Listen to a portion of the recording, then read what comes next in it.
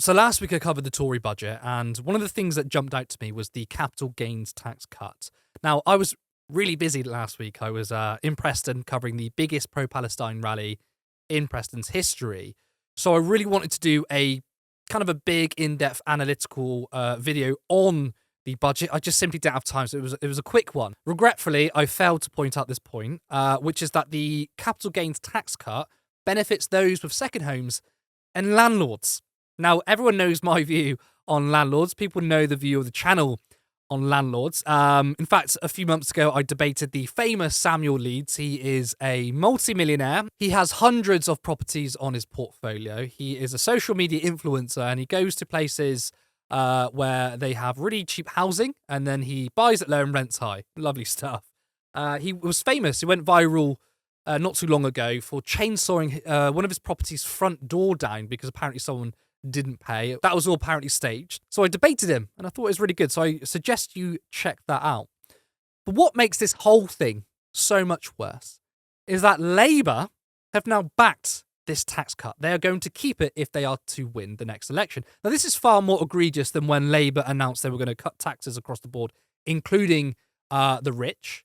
That's obviously bad, but taxing wealth is far more important. It's unearned income, and it's essentially making a profit off housing. And the Labour Party are in favour of giving landlords and the wealthy more wealth. It disgusts me that they call themselves the Labour Party. Look, Labour have been very clear that they will implement austerity if they win. They've been very clear that they are going to be strict on the public finances, but they're happy to give the rich even more whilst being tougher on benefits. Now, how can anyone out there seriously think that the Labour Party and the Tories are not the same? This is a classic Tory policy, giving more to the already wealthy whilst attacking poor and sick people. And people who still fall for this whole, Labour can't promise the earth, they have to be sensible with the economy, they need to understand, right, that the Labour Party do not support these so-called transformative policies. We hear it all the time. We would love to implement these radical policies. We would love to be left-wing, but we can't because the Tories have left the finances in crisis, and we are the grown-ups in the room. But supporting wealth and income tax for the rich, how do you justify that? Why would you support tax cuts when you subscribe to the idea that the government has no money? What this basically means is the Labour Party are just as supportive of the class war as much as the Tories. Of course, the economy is nothing like a household budget.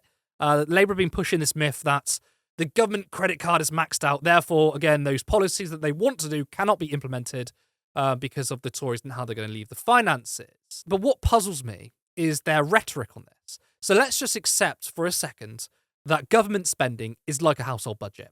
You can still use this narrative in favour of social democratic policies. They could say the need for increasing income taxes on the rich, implementing a wealth tax, is needed now more than ever. They could say we're going to need to make difficult decisions. And obviously when politicians say they're going to make difficult decisions, it's always against vulnerable people and the working class, never against the rich. But they could say, we're going to make difficult decisions, therefore we will restore the top rate of income tax and we can use that to fund public services. Now, that was very much the narrative of the last Labour leadership. Of course, Jeremy Corbyn and John McDonnell never subscribed to the myth that government economies are like a household budget. But the idea that we need to increase taxes on the rich in order to fund public services, have world-class public services, is a simple narrative to grasp, and polling shows that approach is popular. So the question remains, why won't Labour do that? And as I mentioned, the Labour Party doesn't want those policies. They don't want to invest in the public sector. They have been bought by big business. You've got former Tory donors moving to the Labour Party. You have former Tory donors as recent as those who supported Liz Truss's leadership going to the Labour Party. So, of course, the Labour Party is responding to their donors, which is big business, which is the privatisation agenda. Wes Streeting literally said that he wants to open up the floodgates to NHS privatisation. They support the landlord class. That is who they are. And it's so surprising to me that there are still Labour supporters out there, hardcore Starmerites, that say, no, Labour are still different than the Tories. They'll make big radical changes in government. And they seem to think that there's this sort of magical force field around the Labour Party that no matter how right-wing they become, it is impossible for them to be just the same as the Tories or even worse. Now, I am someone who cares about policy. Socialists care about policy. I'm consistent, all right? I will support good policies if they help the working class, and I'll call out bad policies if they harm the working class. I don't care where they're coming from. So if the Labour Party is saying we're going to cut capital gains taxes, which is going to help landlords, but at the same time we're going to clamp down on benefits, I'm going to call that out as bad. I don't care if they're wearing a red rosette. I don't care if they are under the banner Labour. It means nothing to me. And these people are incapable of looking at the raw policies and then comparing the two. No, they just simply think if you are in the Labour Party, you are always automatically going to be better than the Tories. And I think that way of thinking is delusional and it's a fantasy. Every single policy the Tories has come out with, Labour have simply backed it. They've backed this latest budget. The Tories said they're going to scrap national insurance. The Labour Party said they're going to back it. Now, of course, cutting taxes for ordinary working class people is fine, but there are two problems with cutting national insurance. One is that the Tories said they are going to fund that by clamping down on benefits. We do not need to do that. Benefits are already low. It's not enough to survive on. I've been there before. I know what it's like. And the idea that my taxes can be cut to fund that makes me feel sick. Secondly, simply just scrapping national insurance, as well as cutting national insurance, benefits the wealthy because the wealthy disproportionately pay less in national insurance. So that would increase inequality. But Labour have just supported it anyway. So when it comes to economic and social issues, the Labour Party has mirrored the Tories. That leads me to the conclusion, well, these two political parties are not only ideologically the same, but it seems like every single policy is exactly the same. And then we're called the cranks, the conspiracy theorists, the hard left who point this out. We can't get the Labour Party to do anything basic.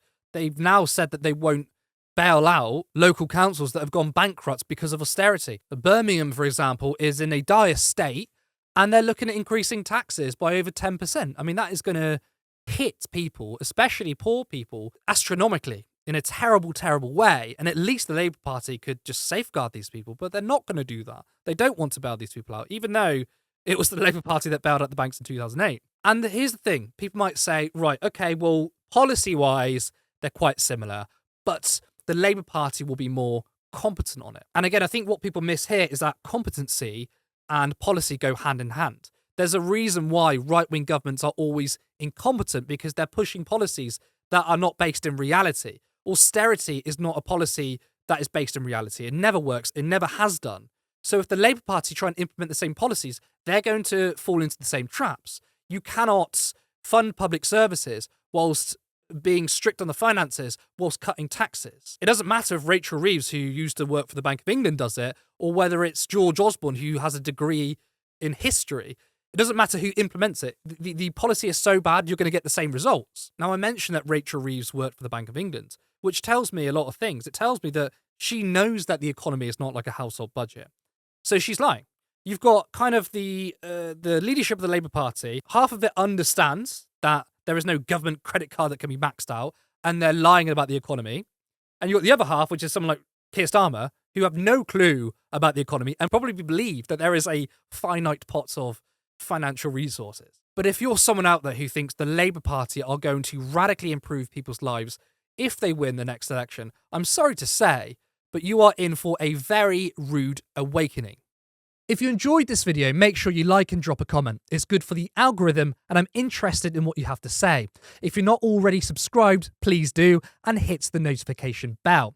You can also support this channel by becoming a member for 99p per month. And if you're feeling a little more generous, then you can support us on Patreon for £3 or £5 per month.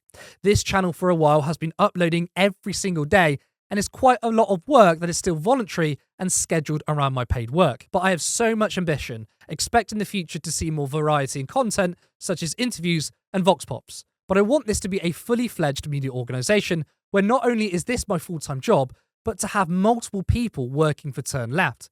I like to see a live show in the future, more content that delves into culture, history, and much more. But that can only be done if there's money. So please, if you can, support us in any way that's in your capacity. And thank you to existing members, subscribers, and patrons. See you next time.